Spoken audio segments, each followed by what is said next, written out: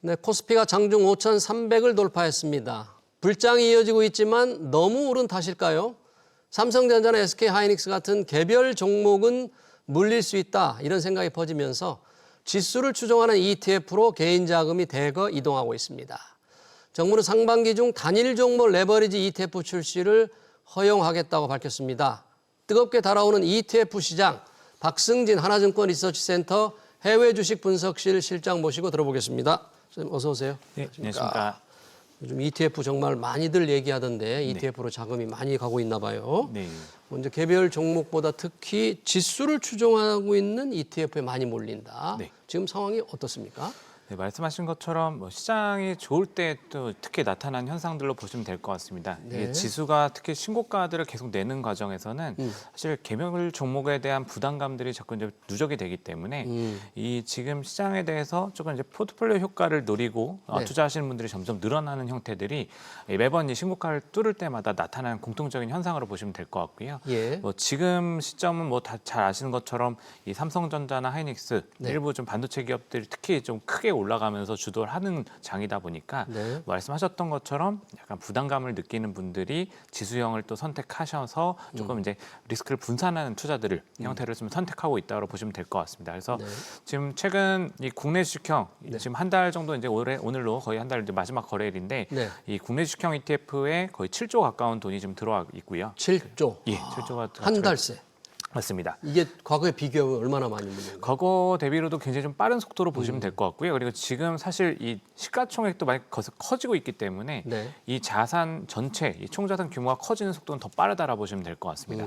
그래서 지금 굉장히 또 빠른 속도로 지금 340조 가까이 지금 시장 규모들이 커지고 있는 네. ETF 시장 전체 국내 시장 규모라 보시면 될 것 같고요. 예. 예, 마찬가지로 또 해외 주식형 ETF들도 한 6.5조 정도, 6조 5천억 정도가 자금이 또 들어왔습니다. 그래서 이게 전반적으로 보면은 이 패시브, 그러니까 저희가 이제 아까 말씀하셨던 지수 추종형 ETF의 비중이 상당히 좀 거래가 늘어나고 있고, 예. 그러면서 이런 이 시장 규모가 계속 커지고 있는 이런 현상들이 나타나고 있다. 이렇게 좀 보시면 될 것 같습니다. 그러면 지수 추종, 아까 이제 삼성전자나 SK하이닉스 개별 종목 따라하기가 좀 겁나서 그런 거잖아요. 네네. 이 지수 추종 ETF 중에서 가장 순자산이 많고 네. 또는 가장 빨리 늘어나고 어떤 거예요? 일단은 사실 뭐 저희가 가장 대표적으로 보는 종목들로 보시면 될 것 같습니다. 네. 그래서 가장 지금 순자산 규모가 큰 종목은 코덱스 200, 그러니까 코스피 200 지수를 추종하는 ETF라고 보시면 될 것 같고요. 코덱스 200. 예, 그래서 네. 지금 뭐 시가총액도 같이 커지고 있고 자금도 유입되는 부분이 동시에 좀 진행이 되면서 지금 거의 15조 원 가까이 규모가 좀 커지고 있다라 보시면 될 것 크고요. 같고요. 네. 그리고 또 거의 비슷합니다. 이 가장 자금 유입이 빠르게 적극적으로 좀 자금 투입이 되고 있는 것들은 네. 뭐 사실 뭐 최근에 아시다시피 이 천스닥이라고 하는 코스닥. 레벨을 또 넘어서고 네. 정부에서도 이 코스닥에 대한 중요성들을 또 언급하시기 시작하면서 네. 이 코스닥 쪽으로 코스피에서 코스닥 쪽으로 이 자금 이동이 좀 뭐 유입되는 속도가 를 넘어오고 있는 부분들도 있습니다. 그래서 네. 코덱스 코스닥 150 종목 같은 경우는 여기서 마찬가지로 코스닥 150 지수를 추종하는 ETF고요.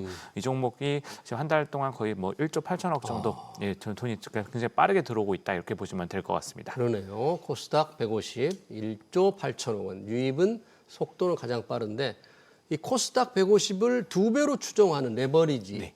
여기에도 그렇게 사람들이 투자를 이렇게 많이 한다. 맞습니다. 레버리지는 사실 우리나라 투자분들이 굉장히 좋아하시는 네. 항상 기본적으로 선호하시는 이 종목의 형태이기 때문에 지금 이제 우리나라 같은 경우는 지수에 대해서는 레버리지 ETF가 상장이 되어 있다 보니까 예. 이 선택지들을 최대한 활용하신다라고 보시면 될 것 같습니다. 네. 그 레버리지 하려면 교육을 받아야 되는데 네. 이게 금융투자협회 교육을 받아야 되는 거죠? 네, 맞습니다. 홈페이지가 마비될 정도였다고 그래요? 예, 예, 의무적으로 받고 투자할 수 있게 이렇게 시스템들이 또 구축이 되어 있습니다. 교육은 간단해요? 뭐 예, 뭐 영상이랑 같이 교육 받으시면 되는 거로 네. 보시면 될 것 같고요. 이게 조금 더 강화될 수 있다 이런 타이밍입니다. 그래요? 예.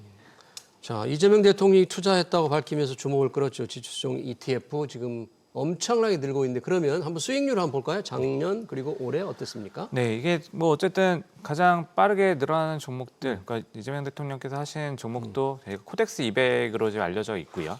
또 코덱스 200, 뭐 코스닥 150 지수를 추종한 ETF로 알려져 있고, 네. 이게 지금 뭐 사실 작년 코스피랑 뭐 당연히 비슷하게 갔습니다. 그래서 작년 수익률이 거의 90% 정도 되는 수익률로 좀 보시면 될 것 같고, 예. 올해도 사실은 굉장히 또 많이 빠르게 올라오고 있기 때문에 뭐 30%대 비슷한 이제 그 상승률이 26%대까지 올라오고 있다. 네. 뭐 오늘 장까지는 반영한 숫자는 아니겠지만 네. 약간 이제 그 정도로 보시면 될 것 같고요. 코스닥 150 추종 ETF 같은 경우는 네. 뭐 작년에 한 37% 정도 좀 수익률 기록했고 네. 올해도 이게 더 빨라지면서 한 36% 가까이 수익이 나고 있다. 이렇게 좀 분리해서 보시면 될 것 같습니다. ETF 수익률이 그 지수 자체보다 지수를 추종하는 ETF가 조금 더 높아요? 원래? 그거는 사실 거의 비슷하게 비슷하게. 간다라 보시면 될 것 같고요. 예. 그 안에서 비용이라던가 약간의 포트폴리오 조금의 차이들이 있을 수 있기 때문에 네. 뭐 약간의 괴리가 위로든 아래든 생길 수 있다. 이 정도만 보시면 될 것 같습니다. 네. 수수료 같은 건 비싸지 않나요? 수수료는 사실 이 코스피나 코스닥, 그러니까 S&P 500, 나스닥 이런 기초 지수들 완전히 기본적인 대표 지수들을 추종하는 ETF들은 예. 사실 이 ETF 시장도 우리나라 그 엄청나게 지금 경쟁이 심하시기 때문에 굉장히 낮은 보수가 네. 적용되고 있다. 이렇게 좀 보시면 될 것 같습니다. 그러네요. 지금 ETF에 관심이 높아지면서 우리 국내에서 단일 종목 ETF, 단일 종목의 주가를 2배로 추종하는 단일 종목, 예를 들면 삼성전자다. 그럼 뭐 삼성전자가 10만 원 오르면 20만 원 오르게 이렇게 추종하는 ETF를 정부가 내놓을 거라고 하는데 해외는 이게 지금 많이 활성화되어 있습니까? 그래서 그 해외 투자하는 분들을 조금 끌어오겠다 뭐 이런 건가요? 네, 맞습니다. 일단은 뭐 우리나라에서 사실 미국 ETF를 사실 때 또 예. 가장 큰 포지션을 좀 차지하는 부분들이 또 레버리지 ETF들입니다. 그리고 레버리지 중에서도 이 개별 종목 ETF들을 상당히 좀 많이 하고 계시고요. 그래요? 예를 들면은 뭐 테슬라 2배짜리, 그리고 뭐 엔비디아 2배짜리, 이야. 내지는 또 거꾸로 곧버스라고 저희가 하는 네. 인버스 레버리지 ETF들 이런 것들도 상당히 거래를 많이 하시기 때문에 사실 지금 어떻게 보면 조금 이제 외국으로 투자 나가는 부분들을 분들이. 좀 방어하기 위한 정책의 일환으로서 네. 좀 시장의 의견들을 좀 같이 추합해서 말씀하셨던 것처럼 삼성전자라든가 뭐 하이닉스 같은 이런 국내 종목들을 2배로 가져갈 수 있는 ETF들을 지금 준비가 하는 것들로 지금 이 결정이 좀 내려지는 것 같습니다. 그래서 이런 부분들은 사실 이 종목들은 홍콩에도 삼성전자랑 하이닉스 레버리지 ETF가 있긴 있습니다. 예. 근데 우리나라 시장에는 지금 선택지가 없었기 때문에 이런 부분들을 통해서 어쨌든 최대한 유출을 막자 이런 식으로 방향을 좀 잡은 거라 보시면 될 것 같습니다. 2배 오르는 거로 추정하는 게 있으면 2배 떨어지는 아까 곧버스 말씀하셨잖아요. 네, 네. 그것도 똑같이 나오는 거죠? 네, 맞습니다. 인버스 형태도 동일하게 준비가 된다라고 보시면 될 것 같고요. 예. 사실 인버스 같은 경우는 뭐 1배짜리도 당연히 있어야 될 거고, 뭐 거기서 좀 더 나가면 말씀하신 것처럼 2배짜리 인버스 ETF 이런 식으로 좀 준비될 수 있다라고 보시면 될 것 같습니다. 이런 상품은 증권회사들은 언제쯤 출시를 할 생각인가요? 제가 저희 지금까지 확인하고 네. 있는 부분으로는 일단은 2분기 정도를 목표로 하고 있는 걸로 알고 있습니다. 늦어도 2분기 내에는 나올 수 있게 준비가 되고 있다라는 얘기들을 좀 하고 계시고요. 예. 뭐 ETF는 사실 뭐 아시겠지만 이제 운용사에서 만들어서 상품을 상장하면은 증권사에서 이제 계좌를 통해서 거래를 하시는 이런 형태이기 때문에 운용사들이 이런 부분들을 지금 준비하고 있다라고 좀 뭐 확인되고 규정을 좀 있습니다. 정부가 미리 금융당국이 바꿔야 되는 거죠, 이게? 예, 맞습니다. 네, 지금까지는 개별 종목에 대해서는 아예 막아놨기 때문에 예. 그 부분들을 규제를 좀 변경하는 이런 부분들이 좀 있습니다. 지금 2배까지 허용하는 거, 2배로 위아래로 허용하는데 네. 3배는 뭐 곤란하다, 좀 네. 부정적으로 이렇게 의견을 밝혔다는데 맞습니다. 미국 같은 데는 3배도 있습니까? 미국이 3배짜리가 있긴 있습니다. 예. 근데 미국도 사실은 제도가 지금은 변경이 되어 있는 상태고요.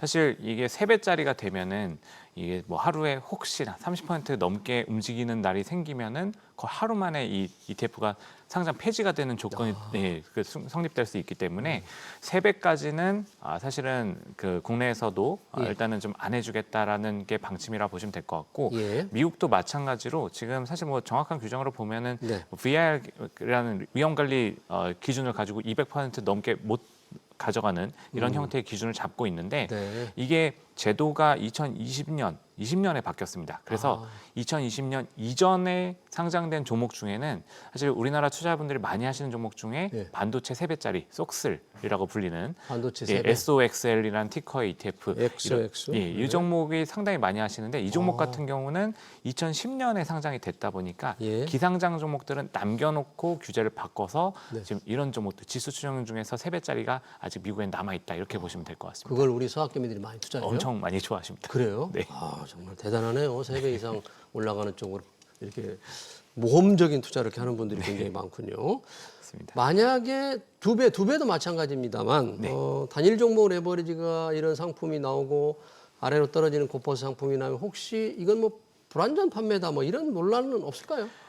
사실 이게 ETF는 상장이 돼서 거래가 되는 부분이기 때문에 사실 불안전 판매를 굉장히 포괄적으로 적용하면은 뭐 이렇게 기준에 제가 적합 이게 맛이 떨어질 수도 있겠지만은 사실은 이게 그건보다는 사전에 그러니까 사실 이런 것들은 정책 당국에서도 인지를 하고 계신 부분들이기 때문에 예. 아까 말씀하신 것처럼 일단은 사전 교육 그 제도가 있습니다. 그래서 이게 지금 지수형 레버리지 ETF도 지금 기존에 있던 것들도 하려면은 금융투자협회에서 제공하는 이제 온라인 교육 사실 뭐 굉장히 좀 이렇게 쉽게 접근할 수 있는 교육 프로그램이긴 한데 예. 이제 이런 부분들을 사실은 이제 아까 말씀드린 것처럼 단일 종목 ETF가 이제 레버리지 ETF가 상장이 되면은 이 부분들을 조금 더 강화시키는 거로 교육을? 예 맞습니다. 계획을 가지고 계신 거로 일단 좀 발표가 되어 있습니다. 그래서 좀 더 심화된 교육 프로그램들이 이제 들어올 거고 사실 뭐 지금은 제가 알기로는 1시간 정도 온라인 교육이거든요. 그래서 상당히 좀 쉬워요? 예, 금방 끝날 수 있는 부분들이긴 해서 네, 일단 이런 부분들을 강화해서 조금 이제 그 제도적으로 교육을 좀 더 의무적으로 가져가게 하고 네. 그 다음에 또 약간 이제 고령층 투자분들께 이제 그 거래가 일어날 때는 예. 또 증권사들에서 이제 위험성 고지에 대한 부분들을 조금 더 강화할 수 있는 보조 장치들을 준비하도록 이렇게 좀 안내가 지금 되고 있는 거로 지금 알고 있습니다. 네, 교육을 해서 자기 판단에 자기 책임해야 되기 때문에 어떤 경우에는 뭐 이게 변동성이 높은 상품을 가입해 놓고도 이게 뭐 정기예금인 줄 알았다 막 이렇게 네. 얘기하는 고객분들이 있기 때문에 네, 맞습니다. 증권회사들이 조금 이 교육을 좀 철저하게 받도록 좀 해야 될 것 같습니다. 네. ETF 사람들이 관심이 많은데 아까 이제 지수 추종 ETF 그리고 업종으로는 반도체가 상당히 주목을 끌고 있다고 했는데 혹시 이 지수 추종 반도체 외에 조금 ETF 투자가 많이 늘고 있는 분야는 어떤 게 있을까요? 네, 지금 사실은 지수 추종형하고 그다음에 이제 우리나라 뭐 지금 시장 끌고 간 게 다 반도체다 보니까 그러네요. 사실 일단 기본적으로 이 상위권에는 지수와 반도체가 들어와 있고요. 예. 그다음에 이제 또 상위권에서 거래가 많이 되는 종목들을 보면은 네. 이제 금과 은 예, 그래서 금은 현물 ETF들이 지금 상장된 종목들이 있습니다. 예. 그래서 금 현물 ETF들이 좀 있고, 그다음에 은 같은 경우는 사실 선택지가 다양하지는 않습니다. 그래서 선물 ETF만 상장이 지금 국내 증시에 되어 현물. 있기 선물 예, 선물로 네. 되어 있습니다. 그래서 네. 금은 현물, 은은 선물 ETF를 가지고 이제 거래를 좀 최근에 자금 유입이 좀 많이 일어나고 있고요. 네. 그리고 또 약간 이제 주식 뭐 섹터나 테마형으로 간다라고 하면은 지금 그 AI의 다음으로 저희가 기대를 많이 하고 있는 네. 로봇 관련한 테마 ETF들이 거래가 많이 되고 있고 네. 그다음에 최근에 그 정말 오랜만에 좀 이렇게 보여주는 2차 전지 부분, 2차 예, 전지. ETF들로 관심이 네. 쏠리고 있다 이렇게 보시면 될 것 같습니다. 금 ETF보다 지금 보니까 금 현물 ETF보다 은 선물 ETF가 훨씬 많은데요. 네네. 상당히 은 가격이 훨씬 더 많이 오르기 때문에 그런 거죠. 맞습니다. 최근에 은의 상승률이 훨씬 더 컸기 때문에 예. 이 수익률이 조금 더 당연히 이제 그 가격을 추종하기 때문에 네. 이런 부분들이 좀 딱 수익률에 반영되고 있다고 보시면 될 것 같습니다. 워낙에 보니까 ETF 상품도 많고 계속 상장이 돼서 과연 어떤 걸 골라야 될까 고민들이 좀 있는 것 같아요. 네네. 개인의 자신의 이제 보유 현금이라든지 전략이 다를 텐데 네. 어떻게 하면 좋을까요? 어떤 전략적인 선택을 어떻게 하면 좋을까요? 사실 이게 그 위험 성향이라던가 네. 사실 목표, 목적 이런 부분들에 따라서 투자별로 사실은 굉장히 다양한 선택지를 가져갈 수 있는 게 예. ETF라고 보시면 될 것 같고요. 예. 그만큼 이제 말씀하신 것처럼 지금 국내 시장에 상장된 ETF도 1,070개 정도 종목이 지금 상장되어 있습니다. 1,000개가 넘어요? 예, 1,000개가 넘게 상장이 네. 되고 있고 매주마다 새로운 ETF들이 계속 등장을 하고 있습니다. 그래서 네. 선택지는 굉장히 많다라고 보시면 되고 뭐 처음에 기본적인 틀을 잡으실 때는 당연히 이 지수 추종형 ETF들 중심으로 해서 이 분산 효과들을 충분히 가져가는 포트폴리오를 만들어 놓으시는 게 좀 더 뭐 특히나 처음 하시는 분들, 초기 하시는 분들 좀 안정적으로 하고 싶으신 분들은 그렇게 하시는 게 맞을 거고 그 다음에 조금 더 뭔가 이렇게 플러스 알파를 내고 싶은 뭐 테마형, 섹터형 ETF를 통해서 알파를 좀 가미하는 전략들이 될 거고요. 네.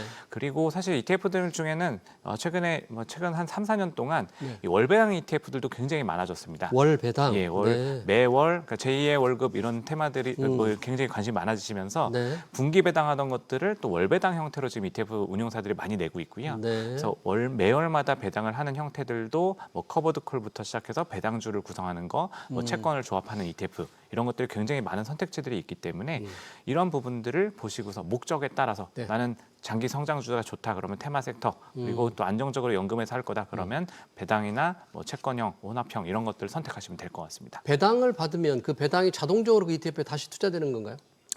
그거는 종목에 따라서 조금씩 다르다라고 보시면 될 것 같습니다. 자동적으로 투자되는 뭐 복리 효과를 좀 누릴 수도 있습니다. 네, 그런 것도 그런 상품도 예, 있습니까? 그런 것도 있는데 사실은 배당을 지금 최근에는 좀 하는 부분들이 좀 더 많아지는 것 같습니다. 그러면 아까 순자산으로는 코덱스 200이 제일 많다 그랬잖아요. 네. 늘어나기로는 코스닥, 코스닥 150. 예. 어떤 걸 선택할까요? 둘 중에? 하나만 그것도 사실은 지금 정부에서 이제 정책을 코스닥을 또 많이 말씀을 하고 계시긴 합니다. 근데 뭐 일단 기본적인 성질 자체가 코스닥이 조금 더 변동성이 클 수밖에 없는 좀 구조이긴 하다 보니까 네. 그리고 또 최근에 실적 모멘텀은 일단 반도체 대형주들이 또 많이 가져가고 집중되어 있습니다. 그래서 좀 더 안정적으로 실적을 기반으로 하는 투자는 코덱스 200 쪽이 그래도 좀 코스피 200 쪽이 좀 맞지 않을까 이렇게 좀 생각하고 있습니다. 네, 알겠습니다. 최근 급증하고 있는 ETF 투자에 관련 얘기 잘 들었습니다. 지금까지 박승진 하나증권 리서치센터 해외 주식 분석 실장이었습니다. 고맙습니다. 감사합니다. 네.